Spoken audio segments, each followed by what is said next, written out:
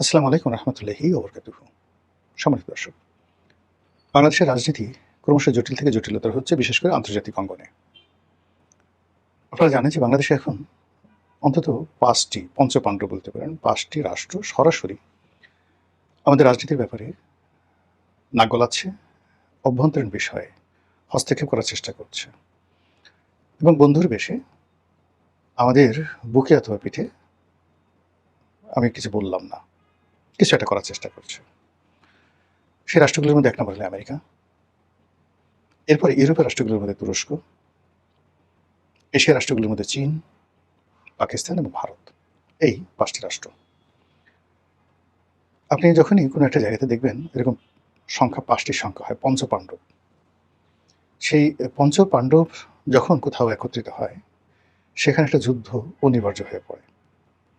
যেকোনো একটা জায়গাতে আ কতগুলো ট্রায়াঙ্গল রয়েছে। যেমন ধরুন দুটো পক্ষের মধ্যে সংঘাত সংঘর্ষ, ৩ টি পক্ষের মধ্যে সংঘাত সংঘর্ষ, এটিকে ট্রায়াঙ্গল বলা হয়। আরেকটিকে বলা হয় পরস্পর বিরোধী। আরেকটা হলো চতুর্মুখী। কিন্তু যেখানে ৫টি কোণ থাকে, ৫টি ক্ষেত্র থেকে অধিক্ষেত্র থেকে ৫ ধরনের সিদ্ধান্ত আসে, এটিকে আমরা জ্যামিতিক ভাষায় বলি রম্বস। আর সেই রম্বস যখন রাজনীতির ময়দানে আসে, তখন কোনো অবস্থাতেই যুদ্ধ এড়ানো যায় না এবং সেই যুদ্ধের পরিণতি মারাত্মক আকার ধারণ করে। বাংলাদেশে এখন যে ৫টির কথা বললাম রাষ্ট্রশক্তি পঞ্চপাণ্ডব, ঠিক একই অবস্থা দেখেন এখন ইরানে ঘটছে। সেখানে Iran, America, Israel, Iran, America, Israel. এরপর রাশিয়া এবং চীন। দেখেন ৫টা রাষ্ট্র।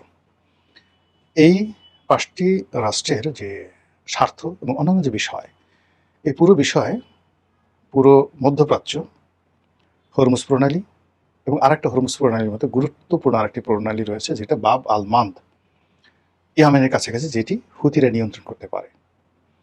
তো এই বাব আল মান্দ এবং হরমুজ, এই দুটো যদি বন্ধ করে দেওয়া হয় পরিপূর্ণভাবে, পুরো মধ্যপ্রাচ্যের যে তেল, এটির অলমোস্ট 60% তারা নিয়ন্ত্রণ করতে পারবে।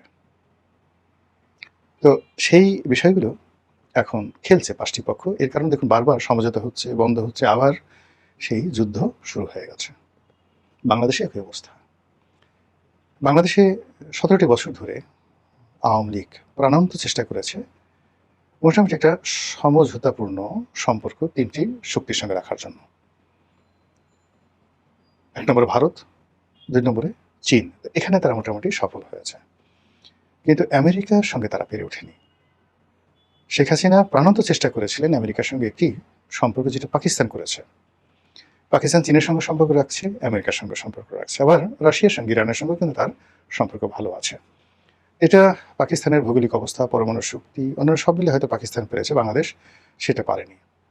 কিন্তু এখন যে অবস্থা তৈরি হয়ে গেছে, সে অবস্থা হলো যে এই যে পঞ্চপাণ্ডব ৫টি দেশ, এই ৫টি দেশের ভিন্ন ভিন্ন স্বার্থ রয়েছে, আবার তাদের অভিন্ন স্বার্থ রয়েছে ৫টি দেশের। আবার ৫টি রাষ্ট্র দুটো বলয়, ৩টি বলয়, প্রথমত ৩টি বলয় তারা বিভক্ত হয়ে কাজ করছে। যেমন চীন এবং পাকিস্তান একত্র হয়ে কাজ করছে, এটা হলো একটা বলয়। আরেকটা হলো আমেরিকা এবং পাকিস্তান, এটা হলো দুটো বলয়। আরেকটা বলয় হলো ভারত এবং আমেরিকা, ৩টি বলয়। তো ৫টা শক্তি ট্রায়াঙ্গল হয়ে ৩টি কৌণিক দূরত্ব তৈরি করে বাংলাদেশের সঙ্গে তারা রাজনীতি, অর্থনীতি, সাম্রাজ্যবাদী নীতি সবকিছু করার চেষ্টা করছে। এবং এখানে দেখুন ৩টি অ্যাঙ্গেলের মধ্যে ২টো অ্যাঙ্গেলই আমেরিকা আছে। ভারতের সঙ্গে আমেরিকা আছে, পাকিস্তানের সঙ্গে আমেরিকা আছে। আর তুরস্ক যে বাংলাদেশের সঙ্গে যে কাজটি করতে চাচ্ছে, সেটি সে মূলত এখানে একটা কারোর সাথে যোগাযোগ না করে তার যে একটা নিজস্ব যে একটা আইডেন্টিটি আছে বর্তমানে একে পার্টি, তার ধারাবাহিকতা এখানে একটি ইসলামী রাষ্ট্র, উগ্রবাদী একটা শক্তি তারা এখানে প্রতিষ্ঠা করতে চাচ্ছে। এটা ডাইরেক্ট তুরস্ক সরাসরি। এখানে আমেরিকা, ভারত কারোর সঙ্গে তার কোনো যোগাযোগ নেই। তো বোঝার চেষ্টা করুন, এই অবস্থাতে একটি সরকার এখন যে আছে, সেই সরকার সবচেয়ে নাজুক অবস্থায় আছে। প্রথমত সরকার যারা পরিচালনা করছেন, তারা যারা অভিজ্ঞতা সম্পন্ন, তারা বৃদ্ধ, খুবই বৃদ্ধ, এবং ১৭ বছর আউট অফ রেস থাকার কারণে বিশ্ব রাজনীতি, বিশ্ব অর্থনীতি ইত্যাদি থেকে তারা বহু দূরে, বহু যোজন দূরে তারা চলে গেছে। পরবর্তী যে অংশটি আছেন, যারা যুবক, বৃদ্ধ নন, যুবক, তো তাদেরও আসলে অভিজ্ঞতা নেই এবং সফলতা নেই। এর বাইরে একেবারে নবীন কিছু মন্ত্রী আসছেন, যাদের অভিজ্ঞতা কনসিস্ট বাংলাদেশের মধ্যে সীমাবদ্ধ। কাজে এ সকল বৃহৎ শক্তির ডেপুটি সেক্রেটারি পর্যায়ের একজন ঝানু, আমলা, কামলা অথবা ধরুন সেই দেশে একজন রাজনীতিবিদ, তাদের সঙ্গে টেবিলে বসে 1 to 1 আলোচনা করে দেশের সমস্যার সমাধান করার মতো মানে কেউ নেই। এই মুহূর্তে সরকারের সবচেয়ে গুরুত্বপূর্ণ দুজন ব্যক্তি, আমি কোনো সমালোচনা করছি না। 1 নম্বরে জনাব সালাউদ্দিন সাহেব, 2 নম্বরে খলিলুর রহমান সাহেব।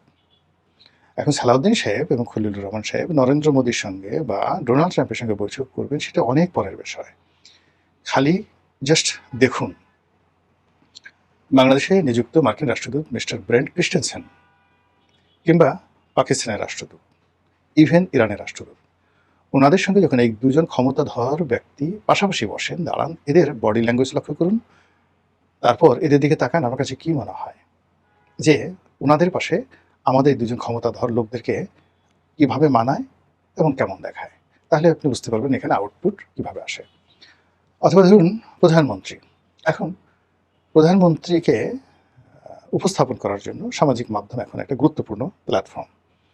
সেখানে বিএনপির মিডিয়া সেল আছে, প্রধানমন্ত্রীর কার্যালয় আছে, স্বয়ং তারেক রহমান সাহেব তার নিজের নামে ফেসবুক পেজ আছে, অহরহ প্রতিদিন সেখানে ভিডিও দেওয়া হচ্ছে, বিভিন্ন গুরুত্বপূর্ণ ইভেন্টের ছবি দেওয়া হচ্ছে, এবং লক্ষ্য করুন যে গত 4 মাসে এটি জ্যামিতিক হারে কমেছে।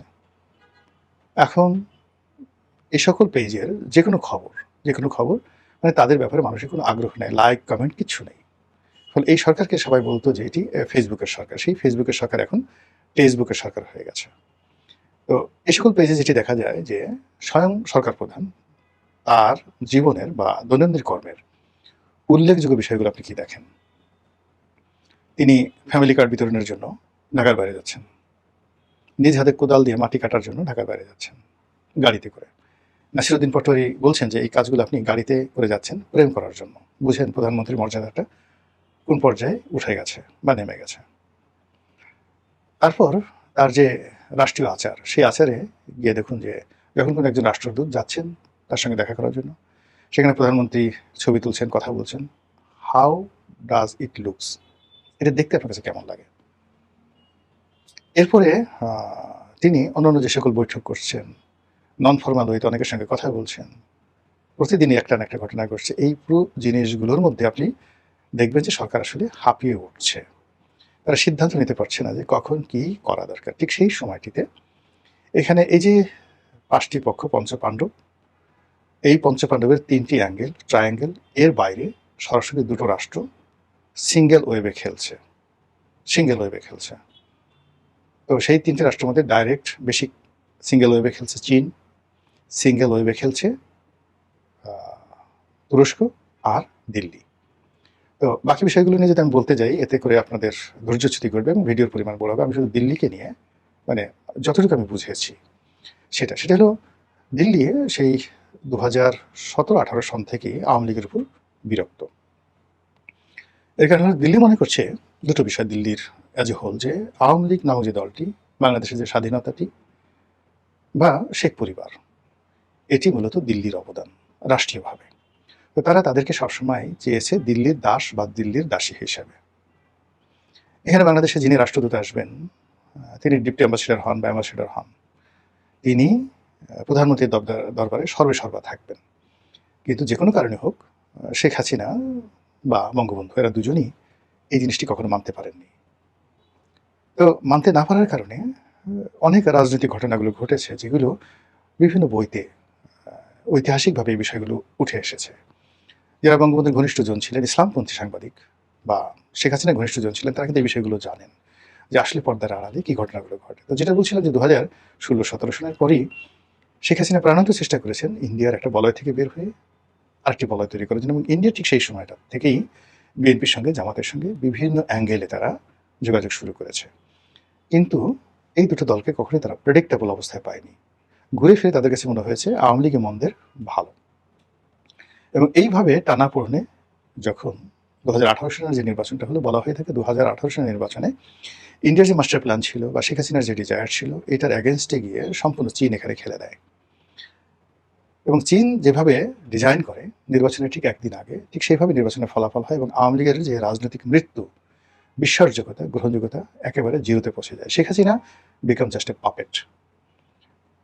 সবাই যেভাবে 2018 সনে তাকে বিশ্বাস করেছিল, সেখানে নির্বাচনটি যদি 100% অ্যাকুরেট হতো, সেই নির্বাচনে যদি শেখ হাসিনা পরাজিত হতেন, তবু তিনি অমরত্ব লাভ করতেন এবং 2014 সালের নির্বাচন নিয়ে কেউ প্রশ্ন করতো না, নো ওয়ান। কিন্তু সেখানে এমনভাবে একটা ঘটনা ঘটানো হয়েছে, জাস্ট নির্বাচনের 4-5 দিন আগের থেকে গ্রাউন্ড ওয়ার্ক করেছে। আমরা ফিল্ডে যারা ছিলাম আমরা টের পেয়েছি। আমরা 16 ডিসেম্বর, 29শে ডিসেম্বর নির্বাচন, 30শে ডিসেম্বর নির্বাচন হলো, আমরা 16 ডিসেম্বর থেকে টের পেয়েছি যে সামথিং হ্যাপেন, যেটা সরকারের নিয়ন্ত্রণে নেই, মিলিটারি নিয়ন্ত্রণে নেই, পুলিশের নিয়ন্ত্রণে নেই, কে যেন খেলছে। এবং এই খেলাধুলা যে কেবলমাত্র বিএনপির মধ্যে ছিল, আওয়ামী লীগের মধ্যে ছিল, নট লাইক দ্যাট। প্রত্যেকটা রাজনৈতিক দলের যারা শীর্ষ নেতৃত্ব, তারা এই যে যা কিছু হচ্ছে তারা জানতো। এবং আমরা যারা মাঠে ছিলাম আমরা সবাই বলির পাঠা হয়েছি। এর ফলে কি হলো, এই নির্বাচনের ফলাফল হওয়ার পরে শেখ হাসিনা গণতান্ত্রিক বিশ্বে, গণতান্ত্রিক রাজনীতিতে এবং বাংলাদেশের মানুষের কাছে বিশ্বাসযোগ্যতার ক্ষেত্রে একেবারে জিরোতে গিয়ে পৌঁছেন, বিরক্তিকর একটা জায়গাতে গিয়ে পৌঁছেন। তারপরে তিনি চেষ্টা করেছেন বিভিন্ন অ্যাঙ্গেলে আবার একটি সমঝোতা করার জন্য, কিন্তু সেটা তিনি পারেননি। এরপরে করোনা আসছে, এরপরে ইউক্রেনের যুদ্ধ আসছে, অনেক কিছু। ভারতীয় নরেন্দ্র মোদীর ক্ষমতা দুর্বল হয়ে গেছে এবং এরপর তিনি ক্ষমতাচ্যুত হয়ে এখন দিল্লির অধীনস্থ হয়ে আছেন।